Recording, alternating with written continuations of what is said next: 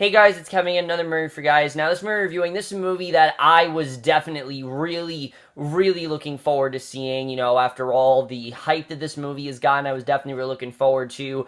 But it was one of those movies that I really didn't know if I'd be able to see because it was one of those limited releases that came out back in November, and I didn't know if I was really going to be able to see it. But finally, I got to see it, and let me just get into it. That movie is none other than a movie that I think has been getting probably one of the top films to get the most praise of any film this year. One of the top, definitely. And that movie is none other than Manchester by the Sea. This is a movie that I was so interested in. I really didn't know much going into it, honestly. I knew that it had a lot of praise. I knew that so many people were talking about it, and I heard it was very effective. And the second that I saw that came to my theater, I immediately wanted to see it, and I immediately bought tickets, like, right when they were available. And I am very happy I did that. And after watching Manchester by the Sea, how was Manchester by the Sea? Manchester by the Sea is truly just as good as everyone says it is. It is one of the most emotionally effective films I have seen all year by far, and it is a true masterpiece. I loved Manchester by the Sea. This movie is truly amazing.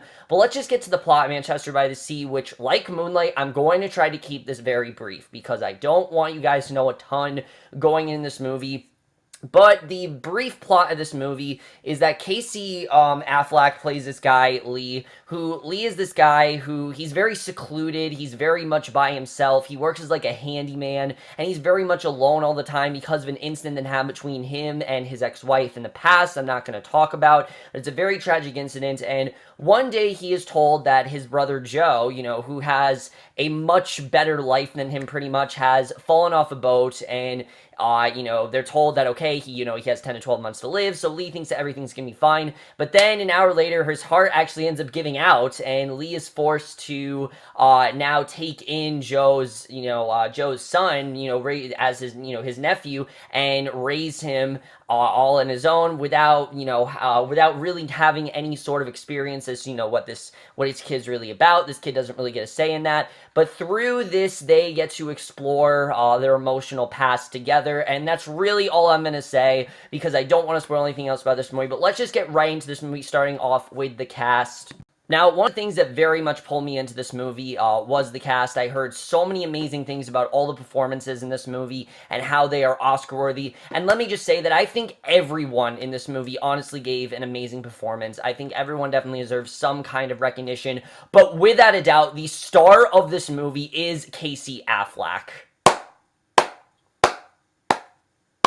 I mean, he truly does deserve all of the applause in the world because what a powerhouse performance this is. And it's interesting that you might be surprised they say powerhouse performance because the kind of character that Lee is. I mean, Lee is a character that's very quiet, he's very secluded, he likes to be by himself a lot, he looks depressed all the time, he doesn't get angry a lot, he frequently is reminded of things in his past, but his character in general is just so damn interesting, and I really loved everything about Lee as a character, because this is someone who is doing whatever he can to try to, move on from his past and try to not really think about, but it comes back to haunt him. And Casey Affleck's performance is not to the point, when you see Casey Affleck's performance, it's a very subdued performance, but it's very honest, and it's very realistic, and that's something they did really well. He does have some huge moments, definitely, but it's a very quiet performance, but definitely one that should definitely be noted for Oscars. I loved everything about his character.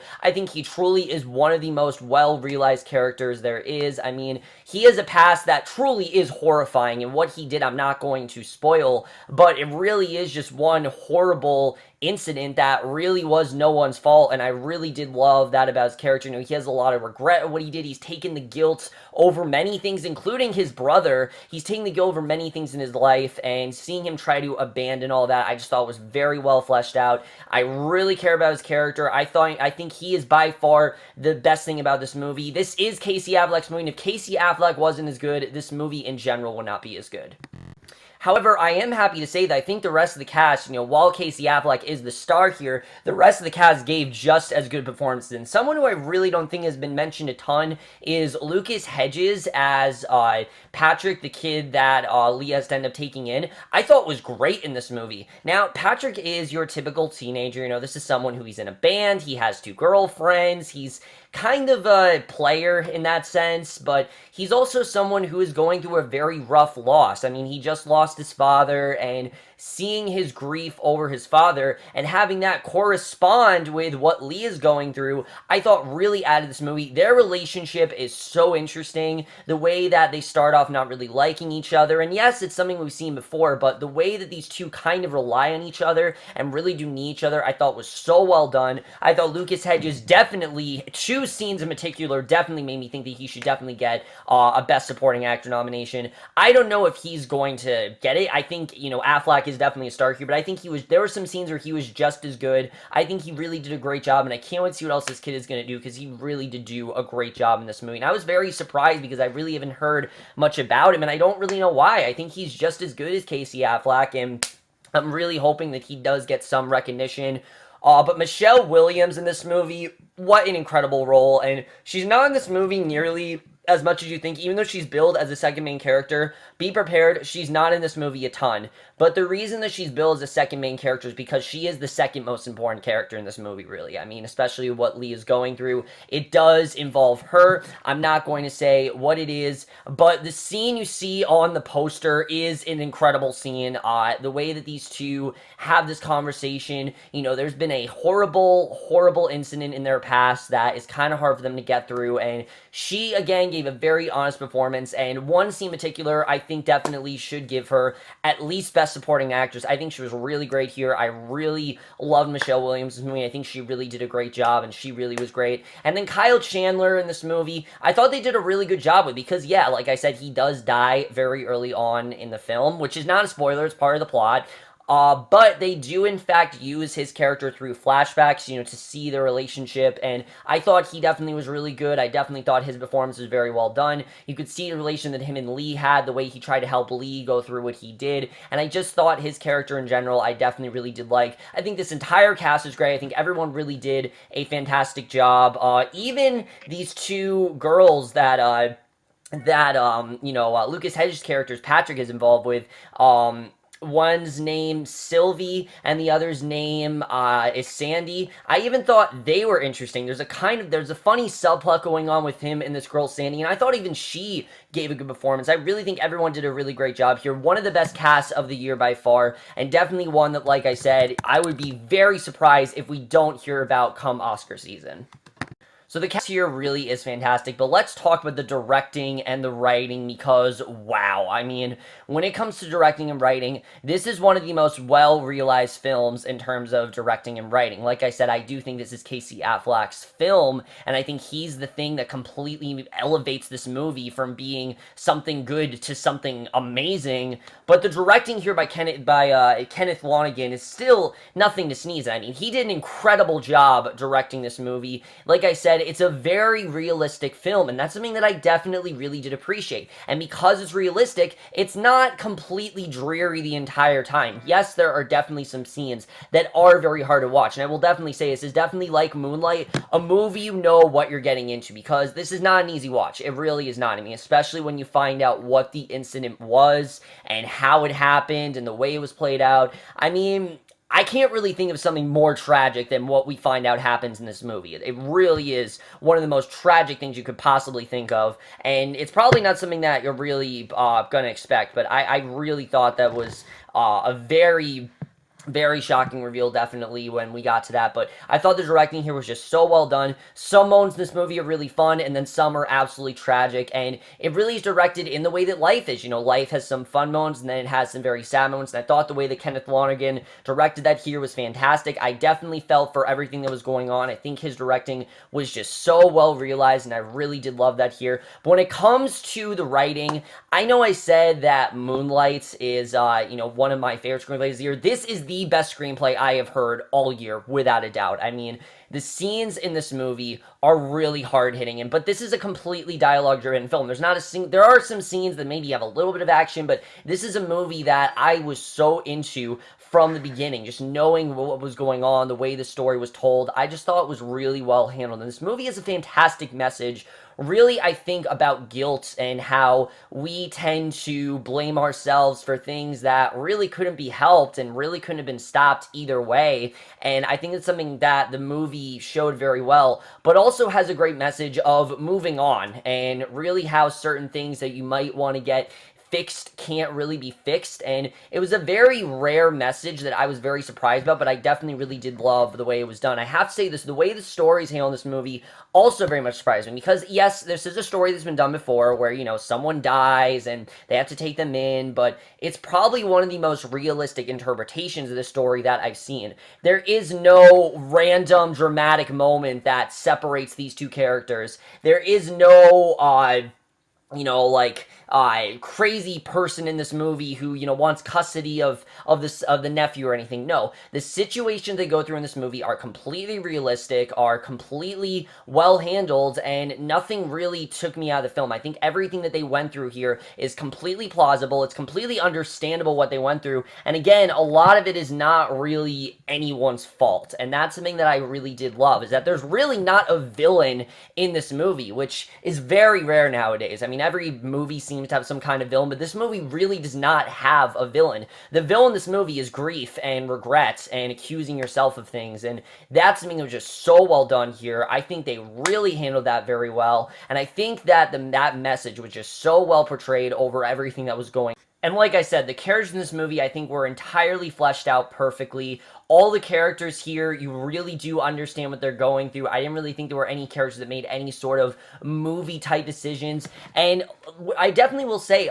this movie in general doesn't really feel like a movie. And what I mean by it doesn't feel like a movie, it's not played out like a movie. It's not played out, you know, in a way a movie structured. And a lot of people have said this, and I'll definitely agree. It feels like you're watching real-life conversations. It really is. And that is how I think it really is a testament to how in-depth this movie goes with their characters, how much they care about their characters, how much the movie fleshes out these characters, and really just how interesting they really are and how realistic of a situation this really is. And again, I say realistic, and I know some people might not have gone through this exact situation, but if it were to play out in the way it does in this movie, I think this is exactly how it would play out in real life. I don't think that this is anything close to anything like a movie decision, and that was something that was just so well realized. I really did love that, and this movie just on. There wasn't a single scene in this movie that I wasn't into, I have to say. The beginning of the film did take a bit while to get going, but I still was very into it, and I think it definitely was just as interesting as once we went out what the incident was. And then the way the movie's told. The movie's kind of a non-linear story, because we do have the present, but we also have the past, where we see the incident and we see how it unfolded and how it affected Lee's life, and I think that really added to the emotional weight of this story. I mean, just seeing it all play out, I just thought was very well done, and the movie really understands what it means to show, not tell. I've said this in so many movies before, that so many movies nowadays, they want to tell you everything, so that way they don't have to show anything. It's a very easy way to just give you exposition. There is no exposition in this movie, really. Honestly, there is no exposition. Everything is shown to you, it is described to you in the best way possible, and it's a movie where I was so enthralled with everything that was going on. I was so captivated by what I was seeing on screen that even the smallest piece of dialogue I was in. I was in the entire time. I found this movie to be so interesting,